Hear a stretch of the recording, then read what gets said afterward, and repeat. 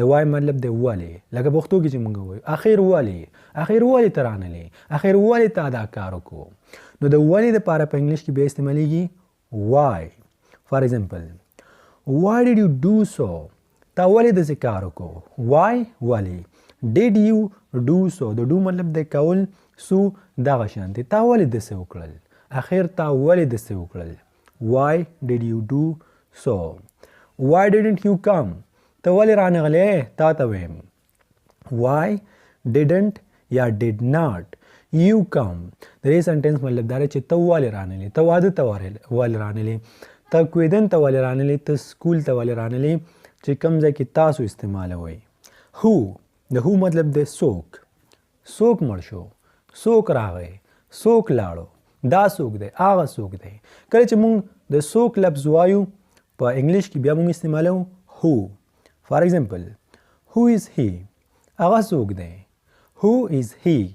هغه څوک دی. د who مطلب دی څوک، is دی، he هغه، یعنی هغه لږ څوک دی، ته چې اوس خبره کې. who is کبیر؟ کبیر څوک دی. فار ایگزامپل ستاسو یو ملګری تاسو ته د کبیر په باره کې خبرې کوي او ته ورته داسې ویل غواړې چې دا کبیر څوک دی، یاره زه خو یې نه پېژنم. بیا به who is کبیر؟ کبیر څوک دی.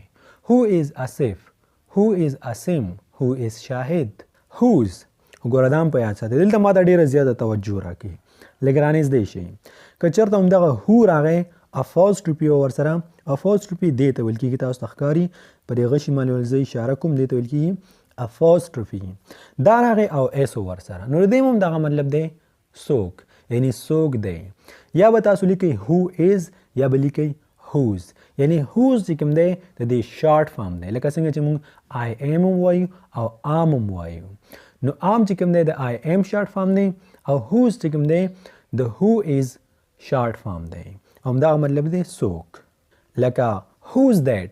هغه څوک دی. یا who is that؟ د دواړو یو مطلب دی، هغه څوک دی. اوس دلته لږ نور هم رانږدې شي. whose ګوره په دې کې هم اس راغی، د who نه بعد اس راغی، خو apostrophe ورسره نشته. لکه apostrophe ما تاسو ته وښوده چې څه ته وایي. نو اوس د دې مطلب بدل شو، د دې مطلب شو د چا، د هغې مطلب څوک، د دې مطلب دی د چا، د چا پلار، د چا مور، د چا موبایل، د چا کور، د چا گاډی. پوه شو که نه؟ کله چې موږ داسې خبرې کوو په انګلیش کې چې د چا، نو هغې لپاره بیا موږ استعمالوو whose. فار ایگزامپل whose bike is this؟ موټرسایکل په لاره کې ولاړ دی، ته وایې دا موټرسایکل چا ودرولې دی، ټوله لارې بنده کړې ده، دا موټرسایکل د چا دی. whose bike is this؟ دا د چا موټرسایکل دی. ته به داسې نه وایې who is bike is this، غلط به راځي. ته به وایې whose، د whose مطلب دی د چا. بایک ویل کېږي موټرسایکل ته. is this دی، دا موټرسایکل د چا دی. whose pen is this؟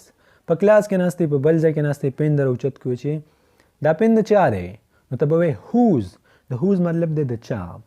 pen is this، دا د چا پین دی، د چا قلم دی. which کوم، لکه پښتو کې چې مونږ وایو کم رنګ دی خوښ دی، کم موبایل دی خوښ دی، کم موټرسایکل دی خوښ دی، 1 to 5 70 کم یو، کم رنګ دی خوښ دی. نو د هغې لپاره په انګلیش کې استعمالیږي which. فار ایگزامپل which pen do you want؟ کم پین د پکار دی، سور پین درکم که شین پین درکم. which کوم یو، پین do you want غواړي، د want مطلب دی غوښتل، do you ته، د پین مطلب دی قلم. وایي کم یو قلم دی پکار دی، کم یو قلم ته غواړي. which color do you like؟ which کوم یو، color رنګ، do you like خوښ دی، ستا کم یو کلر خوښ. زما خو په خپله وایټ یعنی سپین او براون نسواري. which color do you like؟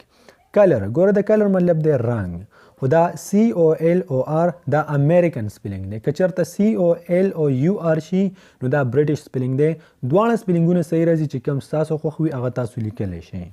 where د where مطلب دی چرته، WHERE where چرته، یعنی چرته ځي، کوم ځای ته ځي، په کوم ځای کې دی، کوم ځای کې واده دی، کوم ځای کې خیرات دی.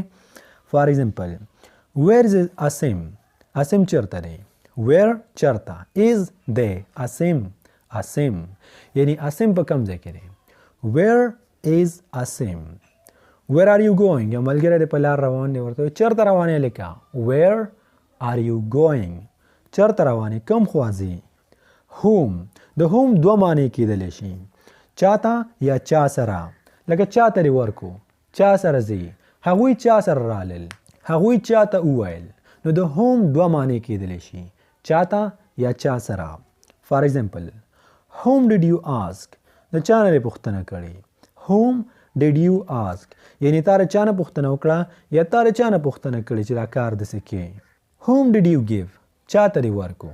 whom did you give یعنی پیسې دې چاته ورکړې، پن دې چاته ورکو. whom چاته did you give ورکو، چاته دې ورکو. with whom are you going؟ چا سره ځې یا چا سره روانې. with whom are you going there؟ هلته ته چا سره ځې یا چا سره روانې. که دیر دې ورکې اخره کې راوستو نو مطلب یې دی هلته. with whom چا سره،